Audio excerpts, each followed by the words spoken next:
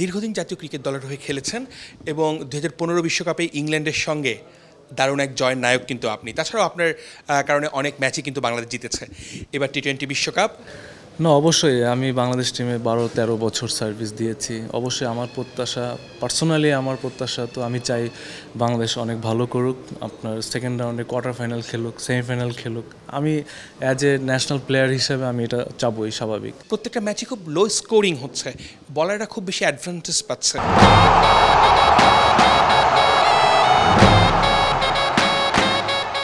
এটা আমাদের বলারদের জন্য আসলে একটা প্লাস পয়েন্ট, কারণ আমাদের দেশের উইকেটগুলো আসলে আমাদের এরকমেরই। দেন আমাদের বিশেষ করে মুস্তাফিজ, যারা আমাদের ভেরিয়েশন আছে যাদের বোলিংয়ে, মুস্তাফিজ, শরীফুল, তাসকিনও অনেক অনেক বেটার এখন বর্তমানে।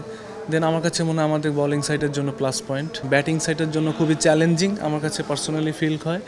দেন আমাদের ভালো ব্যাটিং করতে হবে এবং দায়িত্ব নিয়ে ব্যাটিং করতে হবে।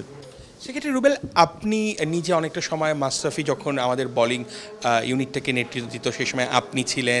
এই বোলিং লাইনটা আসলে বাংলাদেশের কতটা স্ট্রং এবং কি মনে হয় বেস্ট একটা বোলিং লাইন আপ কিনা? না না, আমি তো সবসময় বলি, এর আগে আমি অনেকগুলো মিডিয়াতে বলেছি যে এবারের বিশ্বকাপে আমাদের যে পেস বোলিং অ্যাটাকটা আছে, one of the best pace bowling attack. কারণ এদের আমাদের যে দেখবেন যারা এখন বর্তমানে আছে ওয়ার্ল্ড কাপে, সবার ভিতরে ভ্যারিয়েশন আছে এবং জোরে বলার আছে। তারপর মুস্তাফিজের জন্য একটা আইডিয়াল উইকেট বর্তমানে।